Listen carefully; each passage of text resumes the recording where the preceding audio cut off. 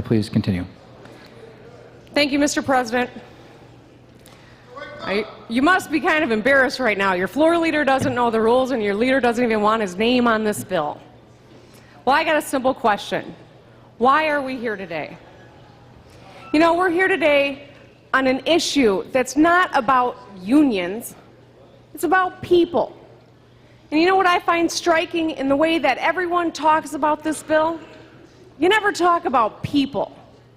You don't talk about the nurses or the teachers. You don't talk about the first responders, the corrections officers, or the social workers that are keeping people safe. You haven't once mentioned that. Talk about, oh, the business climate. But you've never talked about people. Now let me tell you about a person, an important person in my life, my grandmother, Esther Whitmer. I think I mentioned her earlier in this week.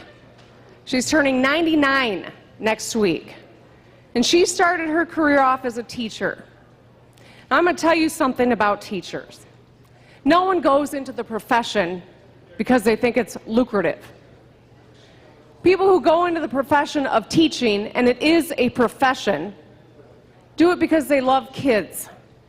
Do it because they want to help shape the young minds of tomorrow. When my grandmother was a teacher, she and my grandfather had to keep their engagement quiet for 2 years because if they had found out she was getting married, she could have been fired. Because she might get pregnant. And that was okay back then.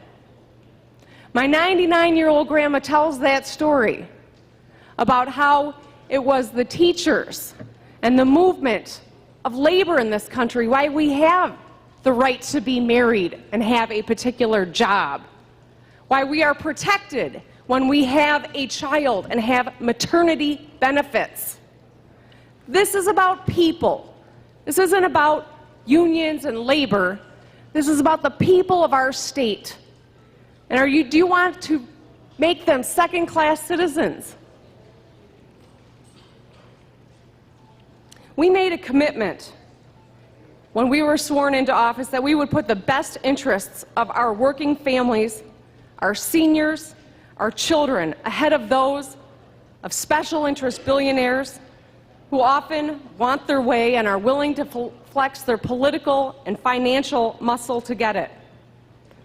We took an oath that we would do what's best and what's right for the future of Michigan and not let politics get in our way. If you honestly believe you are doing that, any of that, here today, then you're more out of touch with the people of Michigan than they already thought. Let's be clear. This legislation is petty and vindictive politics at its most disgusting. You began this 2-year session by attacking workers and their families with your emergency manager legislation that raised the ire of people around the state and brought thousands of protesters here to Lansing. And now, for one of your final pieces of business in this legislative calendar, you want to pass right-to-work legislation that hurts workers and our economy by lowering employee wages, benefits, and workplace protections. Another bow to big business and wealthy special interests at the cost of our people. By passing this, you're actually attacking workers' rights and further eroding the earning power of our middle class. This isn't going to create jobs and help our economy. This legislation would only succeed in taking more money out of the pockets of our middle class. And you know, at the press conference I mentioned, the governor talked about modeling this after Indiana. But you know what the governor didn't say? Indiana's a bad role model. At least if you're a worker interested in a decent wage, or a business looking for an educated and qualified workforce. All statistics. Look at the metrics the governor claims to like so much. Indiana's ranked 33rd among 50 states in per capita income. The latest figures from 2010 rank it 42nd, with no reason to think that things have improved since the right to work legislation they passed. Their average per capita income ranks 33rd in the nation. In 2005, when Daniels took over, they were 34th.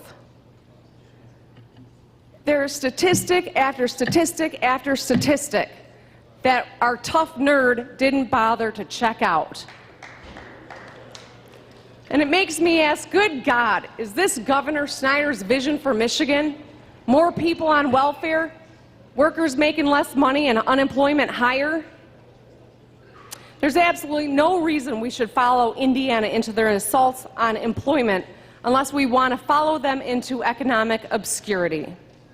The people of Michigan have already voted no on this bill, and I, for one, will be standing with them and voting no as well. I encourage you all to do the same. And you know what? I'm going to tell the people of Michigan, I'm not going to stand here and participate in this attack on Michigan workers. Your political retribution, especially if you move to cut off our voices in this process. If you move a call on the question, I'm leaving, and I'm going to join the workers out in the rotunda, and you're going to pay.